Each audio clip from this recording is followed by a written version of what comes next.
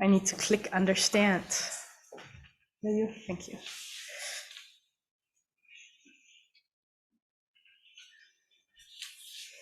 The blue button, not leave the meeting. No. Thank you. Thank you. Now there's a shift, right? Now there's a shift. It's recording. Now it's recording. Yes, that's a shift. We're now in digital memory space. That's good.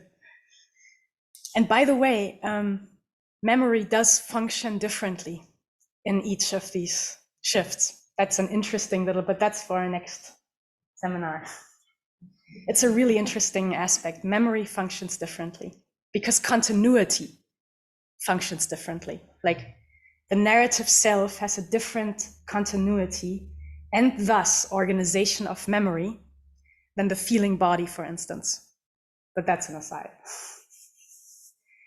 So here is the first, layer that I think our suffering world is mostly identified with, at least industrialized cultures, the identification with the narrative self, which, I don't think we need to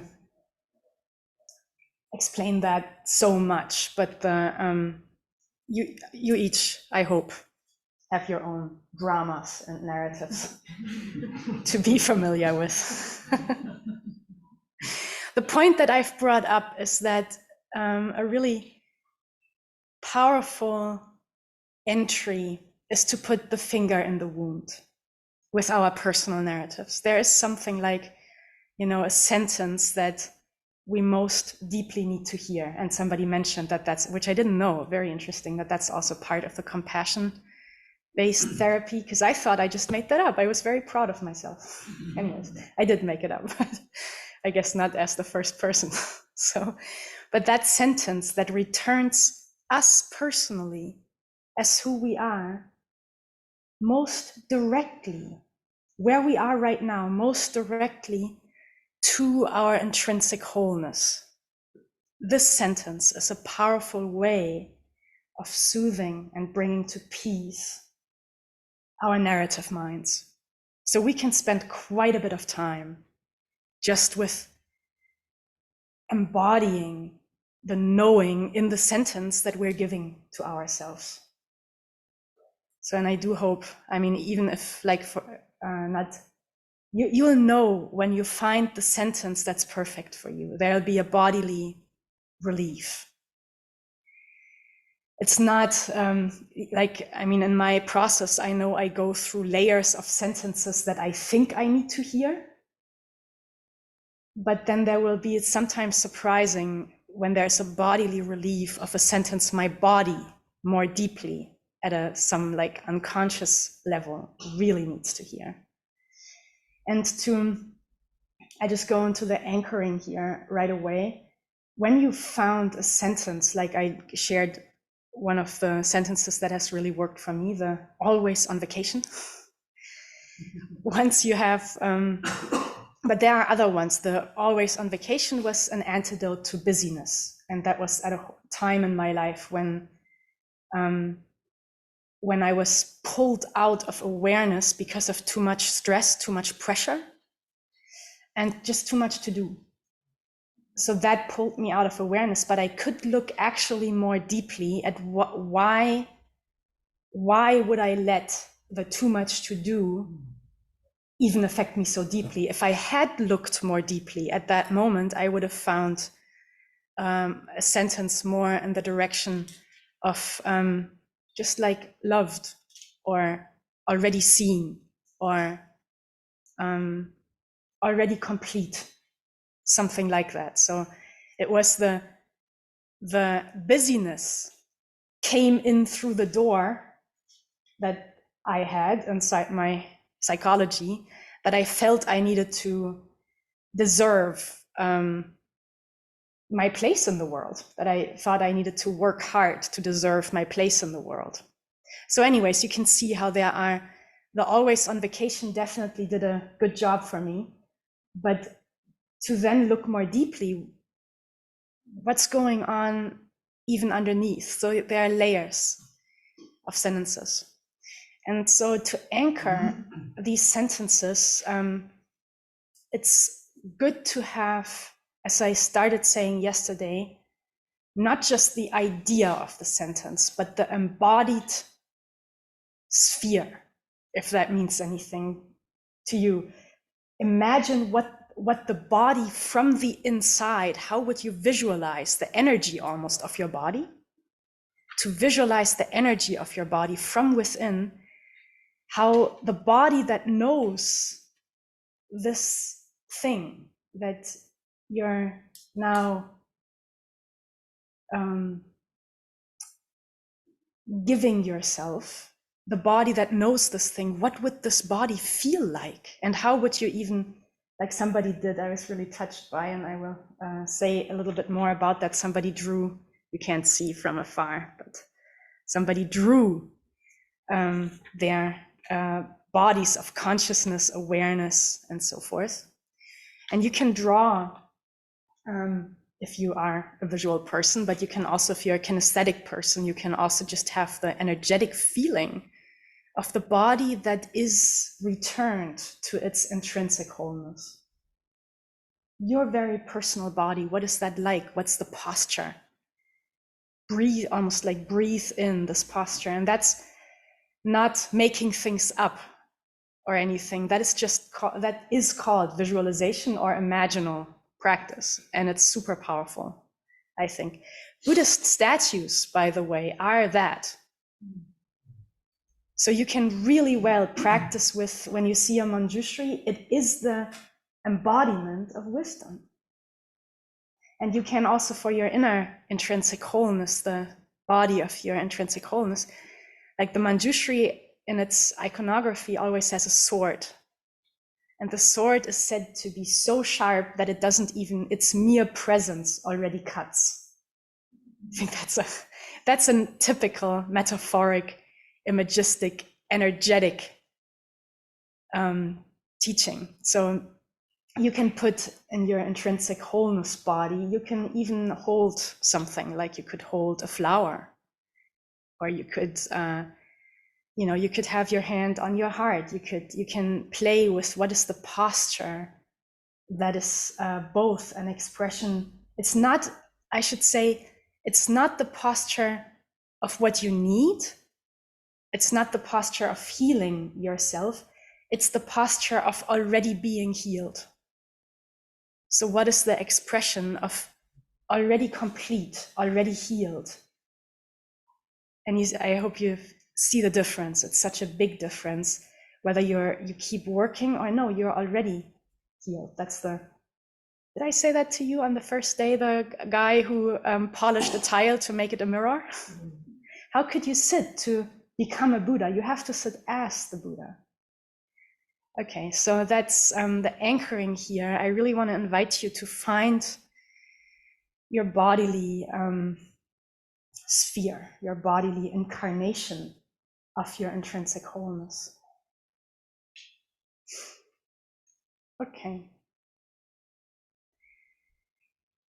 So that is one of the practices that make us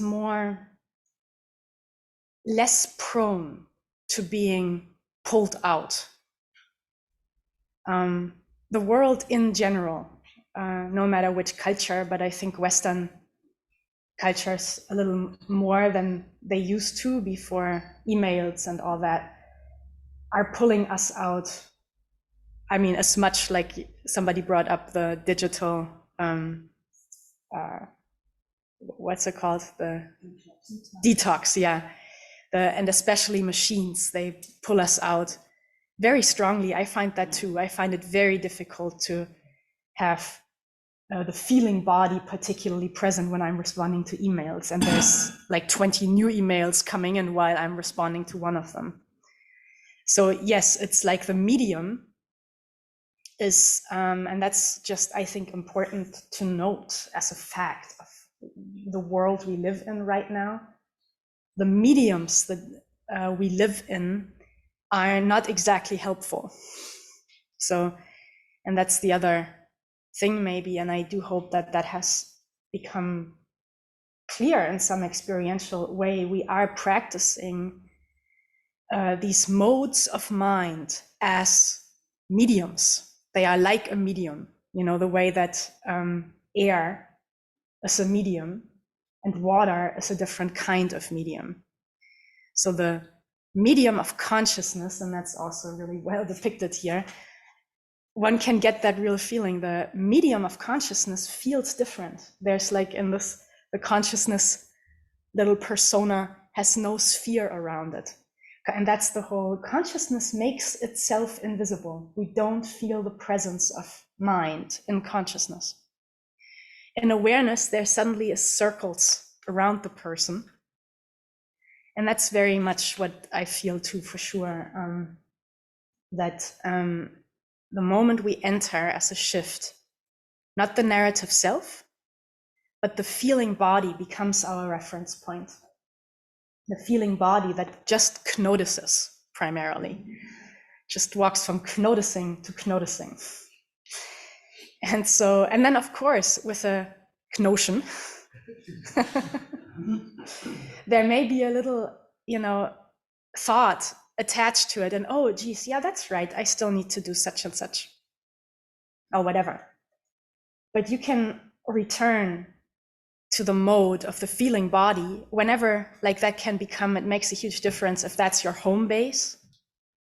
You're primarily there, and then you just shift into consciousness and into the narrative self when it's called for, when it's needed, when you need that kind of continuity. Like when I speak with my parents, my narrative self is definitely needed. But it's good if I can also relate to them more fundamentally as a feeling body. And then, yeah, it's like, I think we all more or less know that, right? That just a different space opens any encounter, but particularly with parents, if there's a feeling body meeting a feeling body. Okay. So that's the first shift again, the narrative self, the feeling body, this dynamic of anchoring ourselves, anchoring ourselves in this case through intrinsic wholeness and a bodily feel of intrinsic wholeness.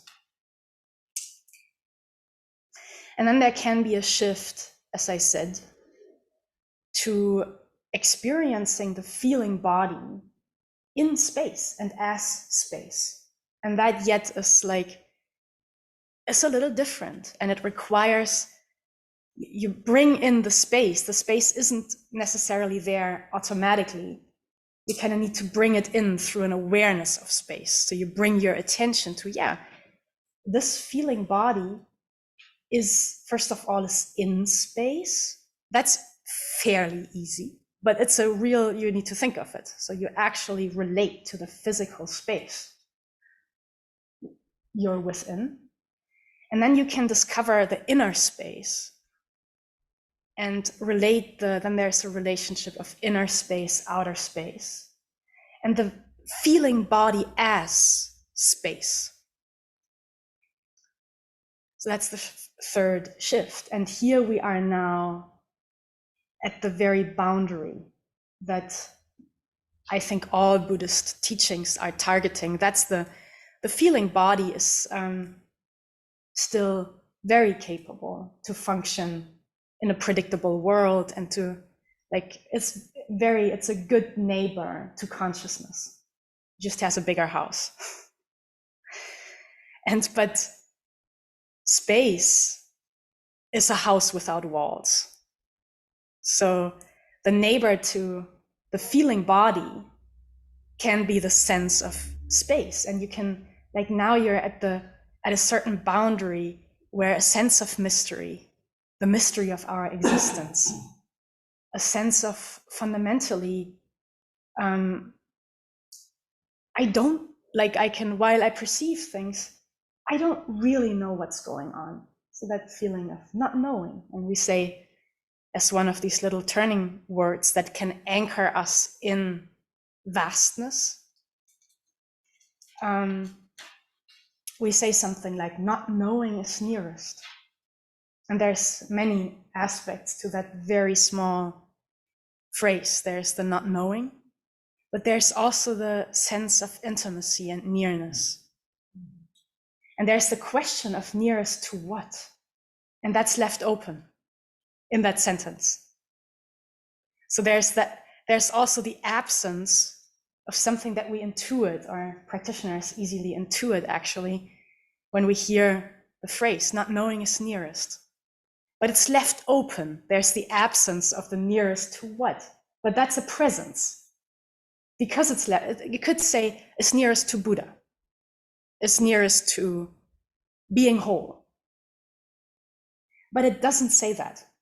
There's a presence of the absence. And that's, from a Buddhist point of view, more powerful. Because that openness of not defining it turns it into a presence that can actively penetrate our lives and become the generative, I called it a generative stillness. Remember my stillness number 3? The stillness that actually teaches us. A stillness that's not defined as that's the thing that's called stillness, but a stillness that is felt as a presence and can open us.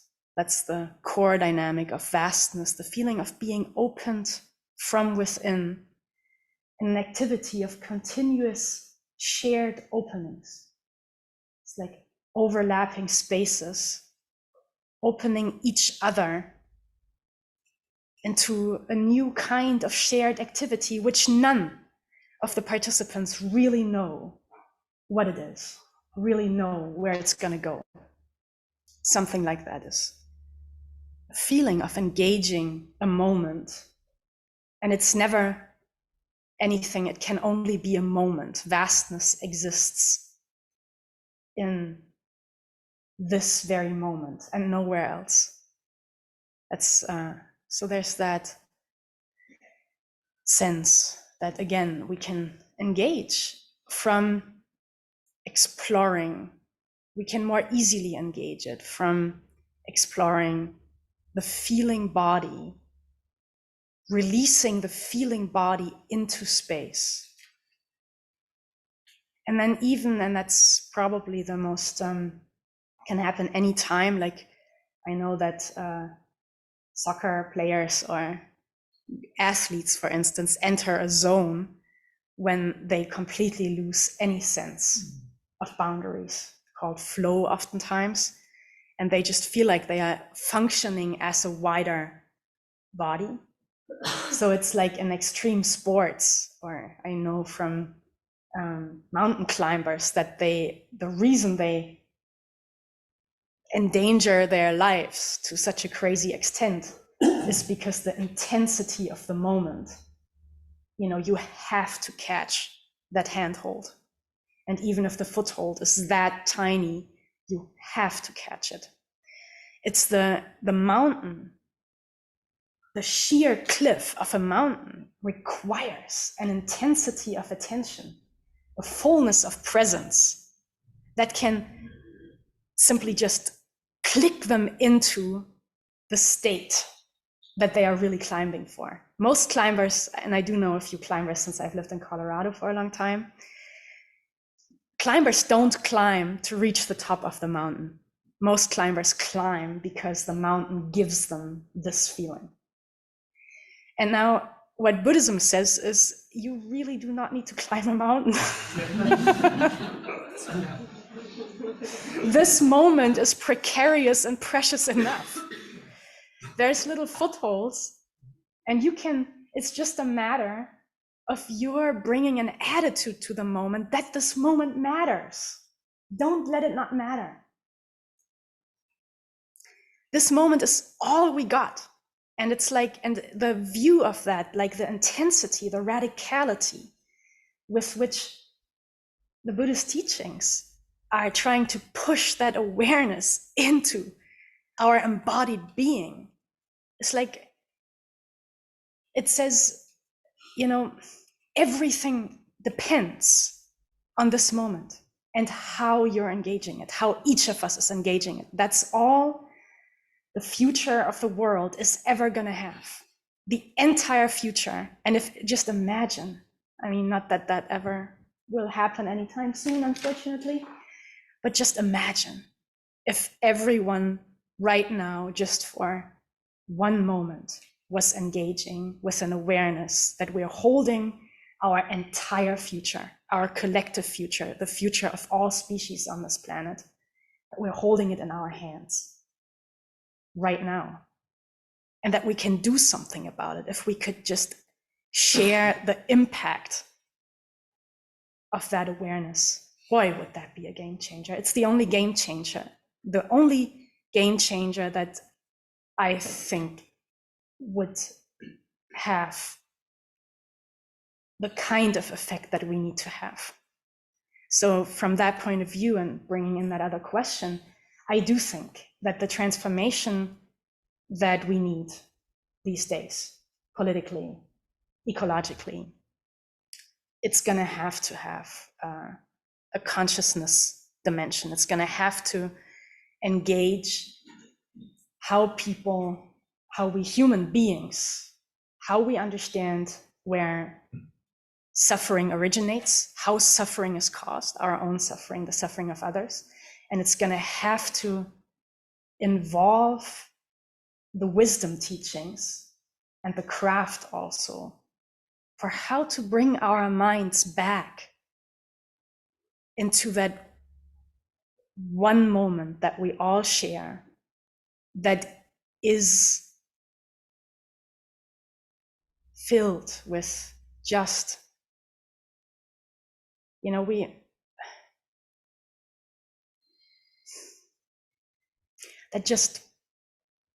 where what really matters is what we let ourselves be guided by. And that is what we are losing. We're losing what really matters for a bunch of stuff that doesn't really matter. So it's that, I think, that awareness of returning our minds to what ultimately really matters. And what ultimately really matters is different for the narrative self compared to the feeling body, compared to a shared body experienced as space and as shared space. What the shared space body really cares about, it doesn't need to try to care, it already cares. That, I think, is where the kind of the transformation that doesn't feel like to the self, to the narrative self, oh, I'm not allowed to, eat meat anymore. I shouldn't fly to vacation anymore. It feels like a deprivation maybe to the narrative self, but it doesn't. To embodied shared space, it feels like, of course, this is what needs to be done right now. So you're doing shared space is nourished. That's just like the dynamics of how mind and bodies work, because there's wisdom inside of them. We don't, like, the self doesn't need to, the morality is good, like that we have moral standards and laws and stuff, but they assume that we don't know intrinsically. So, and that's one way to control how terrible our species can act, is laws and morality and ethical codes. But ideally, we would know intrinsically. So again, it's how to cultivate an awareness that does know intrinsically. Intrinsically, I think the alive body doesn't really need to be taught for most beings. There's always genetics, and there may be a being that upon born doesn't have a connection with aliveness itself, whatever, but just I'm speaking, aliveness itself knows its connectedness.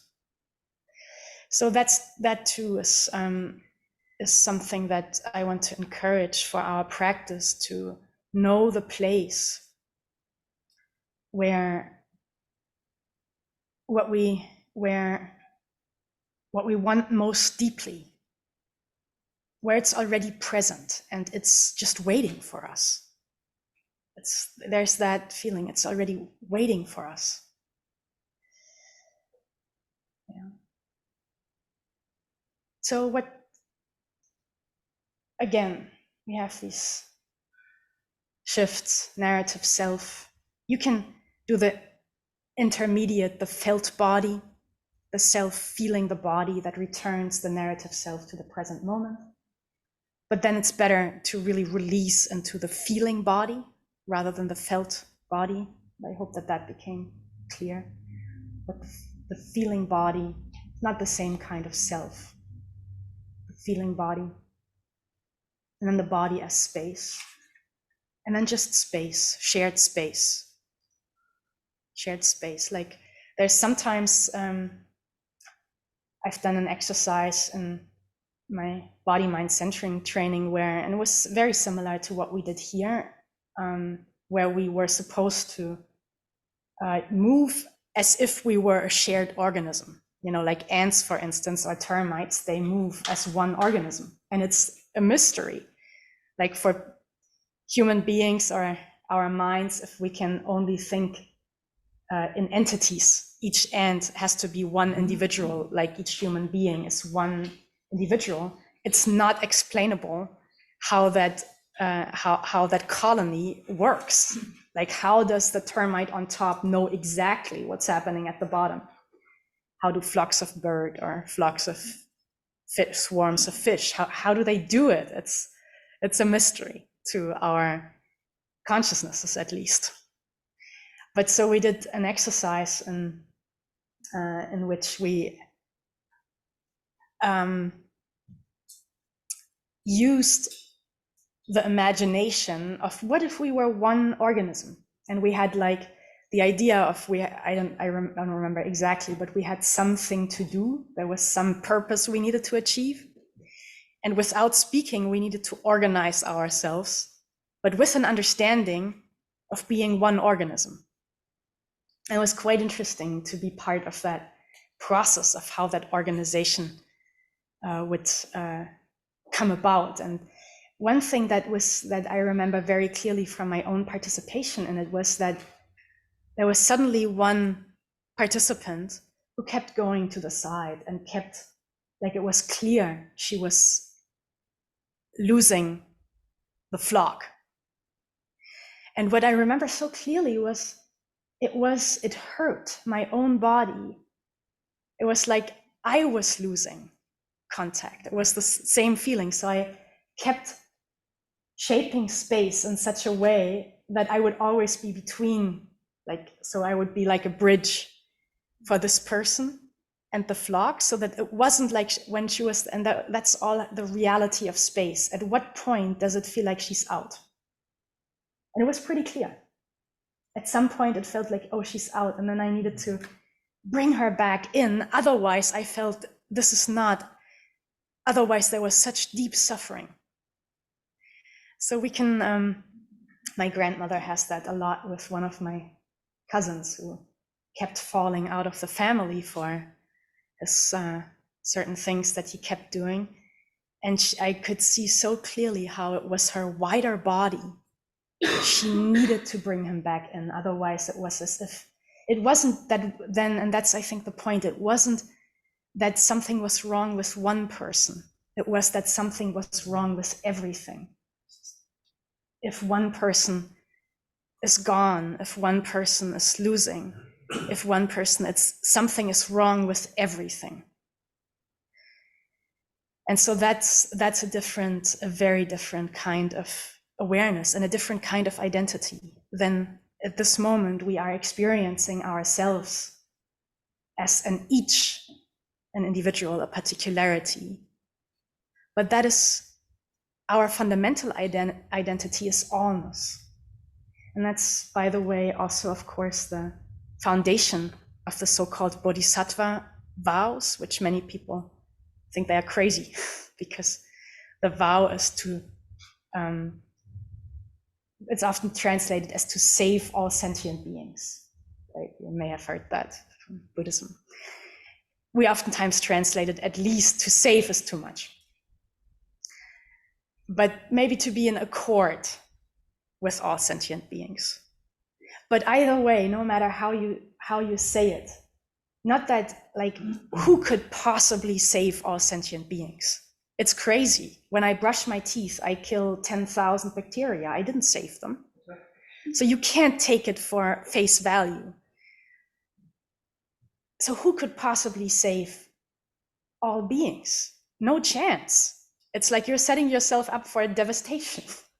But it's the awareness of that my own so-called own happiness, whatever happiness is going to be based on the kind of identity that includes everything and everyone and every being, that includes all being. That is the only identity in which, if I seek personal happiness from a Buddhist point of view, it can never be independent of all beings' happiness, of all happiness in its widest sense. Living for all beings. So here again, you have an intentional anchoring in the space of vastness, some awareness, some intention. Whatever I do it for all beings. Okay. I'll read you one sentence one paragraph that I really like. And then I think I'll close for this talk. It's a paragraph, again by Zen Master Dogen, who I've quoted before, and it's from a piece called Radiant Light. And he says, who was even aware of the radiant light of the self? Even though people had been carrying the radiant light within their heads and encountering it all the time, they all did not practice it as their own eyeballs. That's a shift to the feeling body.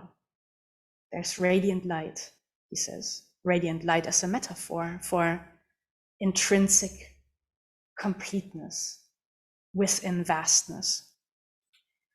And he says, but practice it as your own eyeballs.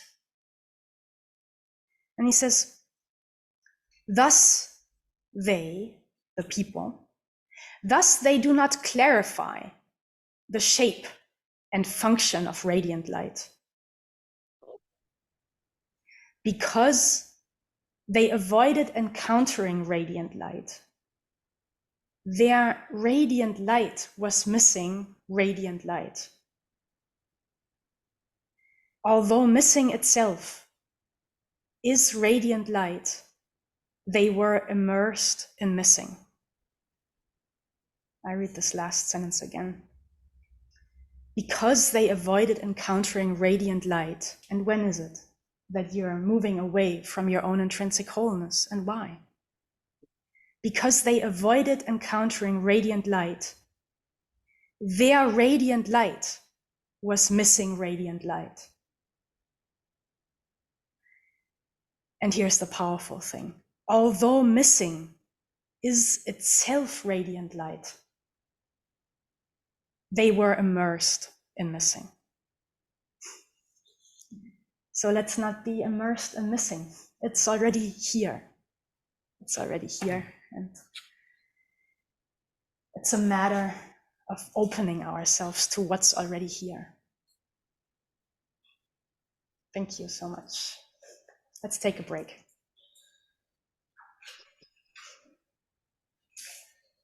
Again, 10 minutes, 20